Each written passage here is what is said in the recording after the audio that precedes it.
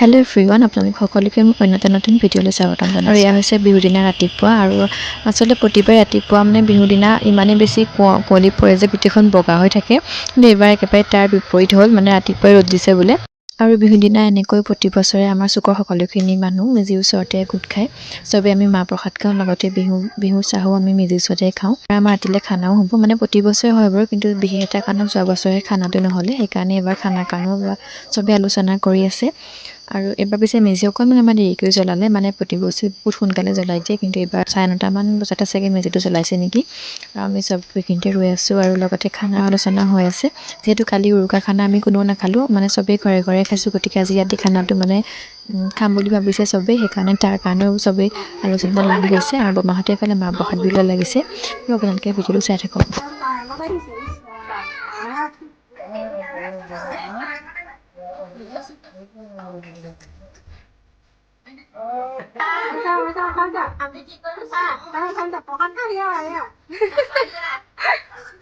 ৰাতি খানা হ'ব।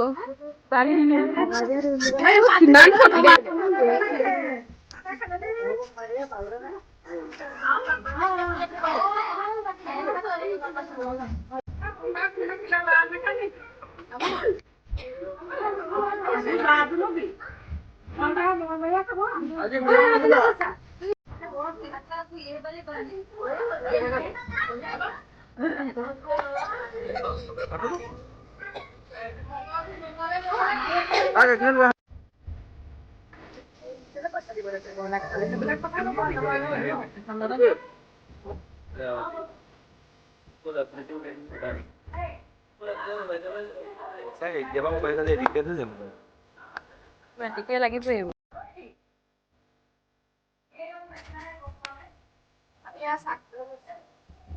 বিহু চাহ।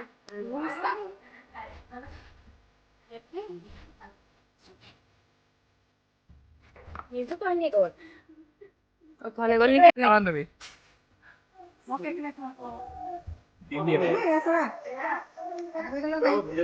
মোক এৰি আছো।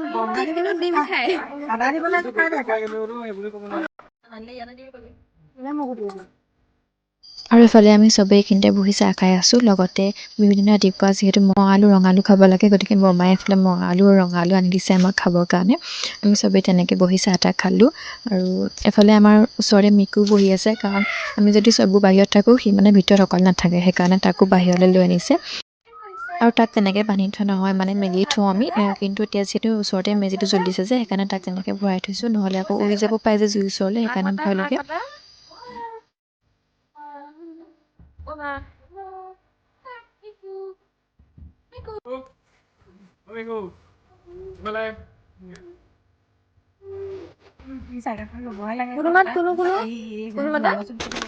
আৰু এয়া হৈছে ৰাতিৰ খানা আমাৰ সোনকালেই যোগাৰ হ'ল বাৰু। আৰু এইফালে বৰমাহঁতে চববোৰ হাতে কামে লাগি গৈছে খানাৰ কাৰণে।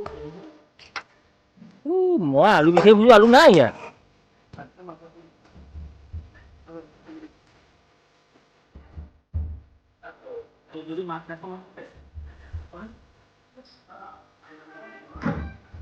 বুঢ়া চাই দিয়ক এইফালে।